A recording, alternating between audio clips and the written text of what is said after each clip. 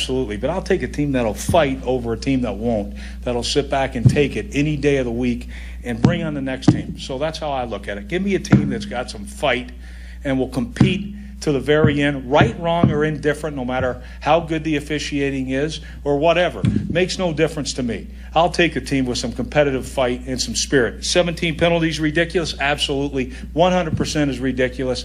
And so you say what you want, but I'll take a team that'll fight. I'm proud of this team, and we'll keep fighting, and eventually we'll find a way to win. Eventually we'll find a way to eliminate penalties. All right, so that's Rex's take after losing to the Giants at home. Now we need your take. Skip, Rex shows emotion every single week, after wins, after losses. Do you like how he handled the postgame in this one?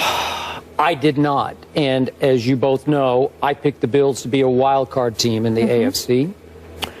And I was very disappointed in Rex Ryan after this game because there were many other ways he could have gone. And let me start my little diatribe with what our Dan Graziano reported before the game, that Tom Coughlin told his team that the Bills will beat themselves with penalties. And they committed, what was it, 17 for 135 yards? Yeah, 17 penalties. That's a disaster. They lead the league with 58. Yeah, they're running away with that lead also. So if Rex had opened up by saying, look, we didn't have LaShawn McCoy, and we didn't have Sammy Watkins, two of our biggest and best playmakers, so we struggled a little bit on offense, I could accept that. If he would then go to the penalties and say, hey, coaching does play some role in the number of penalties that we've committed, but he took no blame at all for the penalties committed when he should have. And then when he talks about, I'll stick with a team that will fight. Did they look like they fought on the Rashad Jennings run that broke the game open from 17 to 10 to 24? He swat to the side like the guy. Look at that. Look at this run. Two. Now watch this guy right here. Up. Get out of my way. And got hurt on the play. Oh, baby. Way to go. We go watch this all day. 10. Way to go, Rashad. Rashad had like no yards to that point, and he shrugged off 3 completely uninspired, non-fighting Buffalo Bills. Are you kidding me? They're 17 to 10. They could have stopped him. If the first tackle is made, maybe we're having a different conversation right now. Is that fight? That's not fight to me. So again, Rex looks silly up there trying to defend that because you can't defend that. You need to take it, swallow it, admit it, embrace it, and say, we'll be ready for next week. I mean, it's just as simple as that. Instead, he says, no, you guys don't know what goes on. I know a couple of the penalties were bad calls or iffy calls. I get that. But after a game in which you commit 17 and now you become a target for officials because they're just going to say, oh, it's the Bills, throw the flag, because you know they're going to commit a whole bunch of penalties anyway. That's at least 50% of that is on the coaching staff. I'm sorry, we talked about this the other day. Rex didn't love it. Maybe take a page out of Bill O'Brien's book there with blaming it all on himself. You know, Skip, it's interesting. I was trying to find the date, and forgive me, I couldn't locate when it was. But being from New York, unlike you two, and being connected with the New York media, which you both are to some degree, in all seriousness, understanding the delicacies that involve Rex Ryan whenever he goes against Tom Coughlin. What Rex did was use that to disguise the ultimate level of frustration, because Tom Coughlin gets a kick out of beating Rex Ryan. He is the antithesis of Rex Ryan. And I mean no disrespect to Rex Ryan, because I think he's a fabulous defensive coach. He should be applauded for the 2 AFC championships that he delivered to New York, AFC championship games, that is.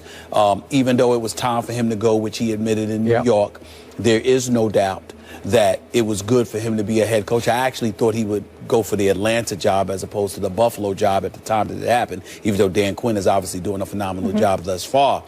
But I say all of that to say, Tom Coughlin, I don't know him at all. Don't know him personally, don't know him professionally. I don't know Tom Coughlin at all. Never spoke to him.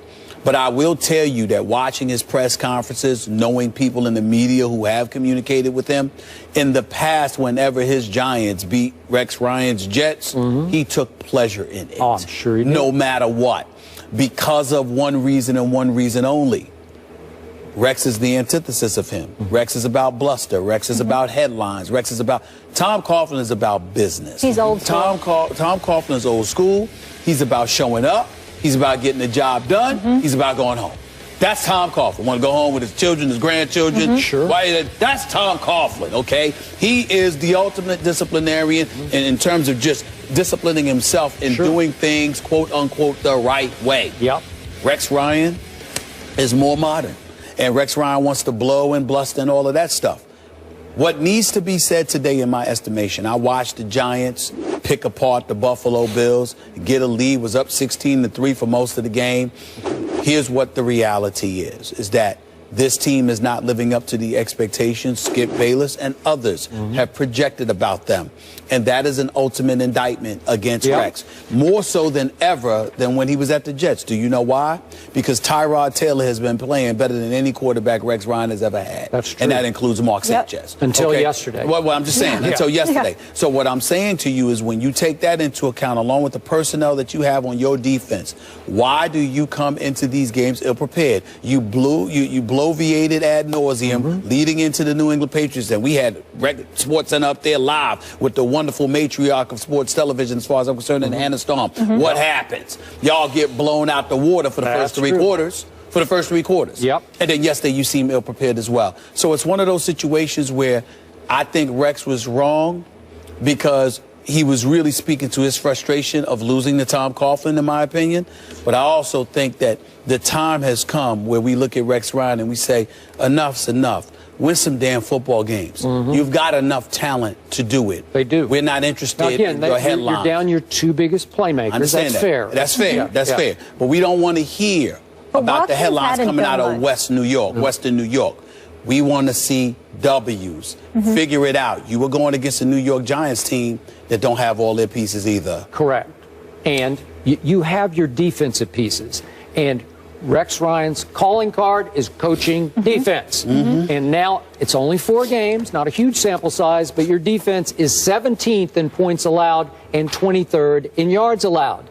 That ain't Rex Ryan's defense. To me, that, again, you had to play Tom Brady and he threw for 466. But still, this isn't good enough yet. I'm going to hang in with this team because I still think it's very talented. And if they get the 2 playmakers back, especially LaShawn, that would help a lot. Players do love playing for him. There's never been a question about that. Kevin Durant, meanwhile, has some strong words for our very own Stephen A. Smith.